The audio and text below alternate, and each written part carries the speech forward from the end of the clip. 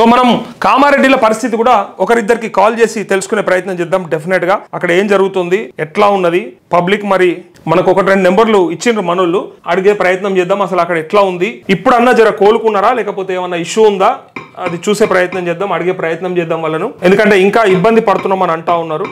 మరి వాళ్ళకి ఏమన్నా సహాయ సహకారాలు అందినాయా లేదా తెలుసుకునే ప్రయత్నం చేద్దాం. కామారెడ్డి జిల్లా నుంచి బాబాబాయ్.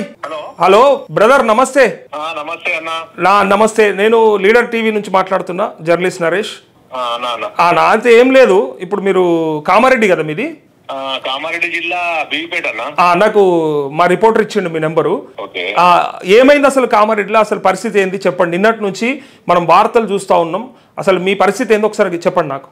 అన్న ఇప్పుడు ఏం చెప్పాలన్నా, గత 100 సంవత్సరాల క్రితం కూడా లేదు బీపేట మండలానికి కానీ కామారెడ్డి జిల్లాలో కానీ అత్యధిక వర్షపాతం నమోదైంది. మా అలుగు బీపేట చెరువు గత 22 సంవత్సరాల క్రితం నిండింది ఒకసారి. ఈసారి మాత్రం ఎంత ఫ్లో అంటే ఆ బ్రిడ్జ్ ప్రమాద స్థాయికి వచ్చేసింది, తెగిపోయింది రోడ్డు. అయ్యో, నిన్న మధ్యాహ్నం 2 గంటలకు అలుగు స్టార్ట్ అయిందన్న, ఈ రోజు సాయంత్రం వరకు. మరి నిన్న రాత్రి జరిగిన ఇంకో సంఘటన ఏంటంటే చెరువుకు బుంగ కూడా పడ్డది, కట్ట ప్రమాద స్థాయికి వచ్చేసింది. చెరువుకు కూడా చెరువుకు బుంగ పడ్డది. గ్రామస్తులు పొద్దుటి నుంచి దానికి విశ్వ ప్రయత్నాలు చేసినా అది ఆగే పరిస్థితి కనిపిస్తలేదు అన్న. అట్లా ఉందన్న. ఓకే, అంటే ఇప్పుడు చెరువు కింద ఏమన్నా అంటే గ్రామాలు ఏమన్నా అంటే మీ ఊర్లోకే నీళ్ళు వచ్చే ప్రమాదం ఉందా, ఇంకేనా ఊర్లు ఉన్నాయా? చాలా, ఇది 7 గ్రామాల ఆయకట్టు చెరువు అన్న. ఓకే, మా మండలం పక్కన ఉన్నటువంటి నిజాంపేట మండలంలోని నిజాంపేట, నస్కల్, రాంపూర్, తుజాల్పూర్, మా బీపేట మండలం చెందినటువంటి తుజాల్పూర్ పక్కన షేరి బీపేట్. ఓకే, చాలా ఇవి డేంజర్ జోన్ లోనే అన్న. కట్ట దిగిపోతే చాలా ప్రమాద పరిస్థితి ఉంది అది. ఓకే, అంటే ఇప్పుడు 100 సంవత్సరాలల్లా ఇట్లా అంటే వర్షం కానీ ఇట్లాంటి వరద కానీ లేదు మీ ఊరికి? లేదట. పెద్ద మనుషులు ఎవరిని అడిగినా మేము చూడలేదు, మా తాతలు కూడా చెప్పలేదు అంటారు వాళ్ళే. అచ్చా, ఒకవేళ వాళ్ళకి తెలియకుండా తాతలు కూడా చెప్పలేదు అని అంటారు. అంటే చెరువు చరిత్రలో ఇంతగానం కాలేదు, ఇంతగానం నీళ్ళు ఎప్పుడు రాలేవు. ఇవన్నీ ఎక్కడి మీ దగ్గర పడ్డ వర్షమా, పైకించి పడ్డదా, ఎట్లా వస్తుంది ఇదంతా? మా దగ్గర ఇదేంటంటే ఎడ్లకట్ట వాగు ఒకటి ఉందన్న మాకు. ఎడ్లకట్ట వాగు ఫ్లో అనేది అంతగానం లేదు, కానీ ఈసారి మాత్రమే ఆ వాగు యొక్క ఉధృతి ఎక్కువగా ఉంది. ఓకే, ఓకే, ఆ వాగు ద్వారా వస్తున్నాయన్న. Okay, okay. మరి తూములు చెరువు కూడా ఓవర్ఫ్లో అయింది కూడా మాకే వస్తున్నాయన్న. కామారెడ్డిలో ఉన్నటువంటి అత్యధిక వర్షపాతము పక్కనే జంగంపల్లి, ఈ దోమకొండ గుండ్ల చెరువు సంబంధించిన చెరువులన్నీ ఓవర్ఫ్లో అయిన నీళ్లు ప్లస్ ఎడ్లకట్ట వాగు ఇవన్నీ ఓవర్ఫ్లో అన్ని నిండిపోయినాయి కదా అన్న. అన్ని కలిపి ఒకటేసారి వచ్చేసరికంటే ఎక్కువ అయిపోయింది ఇన్ఫ్లో. ఆ రోడ్డుకు మా బ్రిడ్జ్ కి దాదాపు ఒక 20 ఫీట్ల లెంత్ ఉందన్న లోతు. ఓకే, 20 ఫీట్ల పైన మళ్ళీ ఒక 3-4 ఫీట్ల నీళ్లు పోయినాయి. రోడ్డు తెగిపోయింది అన్న నిన్న. అవునవును, నాకు కొన్ని వీడియోలు పంపించారు, చూసిన నేను. ఆ పరిస్థితి ఉంది. అవునన్న, పరిస్థితి ఘోరంగా ఉంది. చెరువు పరిస్థితి ఘోరం ఉందన్న. అది తెగిపోతే చాలా 4 గ్రామాలకు ముంపు ఉంది. అయ్యో, ఓకే. అంటే ఎంపీ గాని ఎమ్మెల్యే గాని మరి మాట్లాడినరా కలెక్టర్ తో, ఏమన్నా జరిగిందా? ఎమ్మెల్యే గారి గురించి అయితే ఏం సమాచారం తెలియదు, మా చెరువు గురించి ఏం మాట్లాడారు. కానీ ఎంపీ ఆయన మా జైరాబాద్ ఎంపీ సురేష్ శెట్కర్ గారు మాట్లాడారన్నా.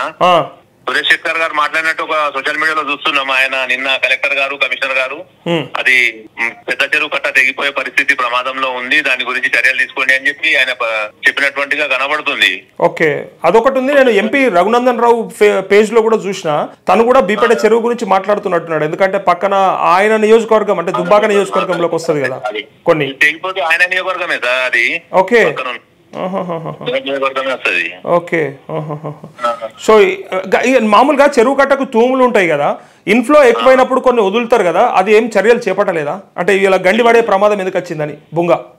అది మీకు చెప్పాలంటే అన్న 8 ఓవర్ఫ్లో అయిపోయింది. అచ్చా, అది ఎక్స్పెక్ట్ చేయకుండా ఫాస్ట్ గా ఎవరు ఎక్స్పెక్ట్ చేయలే. మేము కట్ట మీదకి ఎక్కినప్పటికీ నీళ్లు పైకి వచ్చేస్తున్నాయి.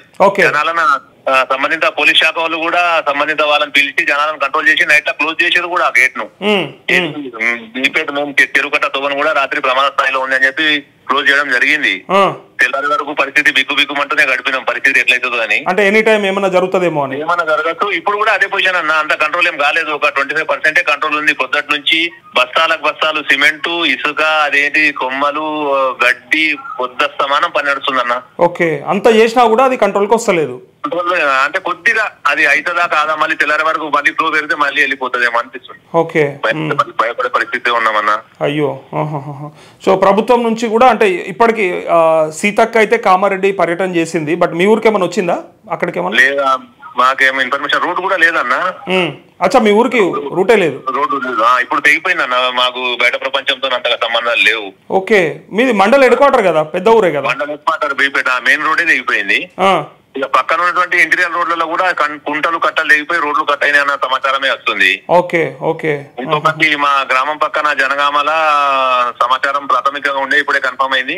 ఒక వ్యక్తి బర్ల నిరసనకి పోయి చెరువులో గల్లంత అయితే ప్రొద్దున 10-11 గంటలకు ఆయన రెస్క్యూ టీం వచ్చి అంటే చనిపోయింది సార్ ఆయన. అయ్యో అయ్యో, రెస్క్యూ టీం వచ్చిందా అక్కడికి? వచ్చినాయా రెస్క్యూ టీమ్స్? వచ్చింది, రెస్క్యూ టీం వచ్చింది. మా పక్కన యాడారం చెరువులో 9 మంది వాళ్ళు చెరువులో చిక్కపోతే ప్రొద్దున వాళ్ళని కూడా కాపాడడం జరిగింది అన్న. Very good. తీసుకొచ్చిర్రు అయితే వాళ్ళని బయటికి? వాళ్ళు సజీవంగానే ఉన్నారు. జనగామ ఒక డెత్ ఇన్ఫర్మేషన్ ఉంది అన్న, ఒకటి ఉంది. Okay okay. ఇంకా ఏం ఎక్స్పెక్ట్ చేస్తారు అంటే ఇప్పుడు మీరు ప్రభుత్వం తరపున అంటే ఏదైనా రావాలని కోరుకుంటారా, లేకపోతే మీకేమైనా?